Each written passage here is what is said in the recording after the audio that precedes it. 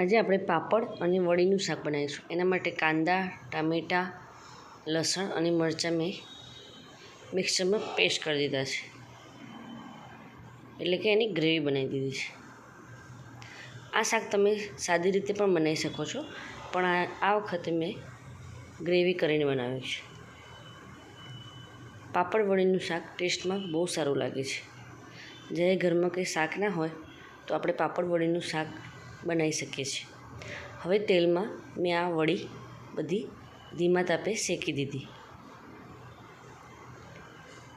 આ વડી ચોળાની દાળની છે.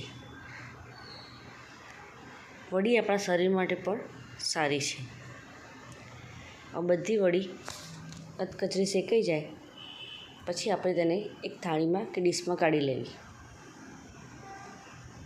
પછી પાછી એ જ કઢાઈમાં આપણે તેલ નાખીને તેમાં જે આપણે કાંદા અને લસણની પેસ્ટ બનાવી હતી તે નાખવી. પહેલાં આપણે જીરું નાખી દેવું, પછી આપણે પેલી પેસ્ટ નાખવાની કાંદા, લસણ અને મરચાંની. કાંદા અને ડુંગળી સતરાઈ ગયા પછી જ આપણે ટામેટાની પેસ્ટ નાખવી. હવે બરાબર મિક્સ કરી લેવું. પછી એક વાટકીમાં આપણે દહીં લેવું. મેં અહીંયા દહીં બહુ ખાટું નથી લીધું. એમાં મરચું, હળદર, ધાણા પાવડર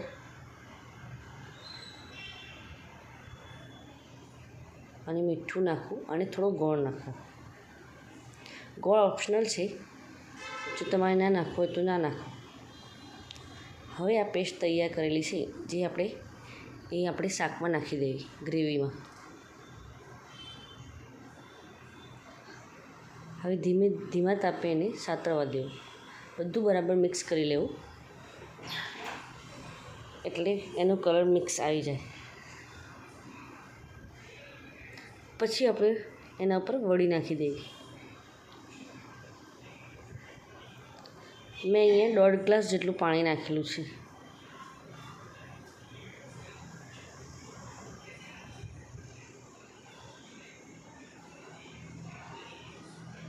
પછી મેં મરીવાળા પાપડ લીધા છે, પણ મેં પાપડ કાચા જ નાખ્યા છે. તમે અધકચા શેકીને પણ નાખી શકો છો, પણ અમે તો અહીંયા કાચા જ પાપડ નાખીએ છીએ.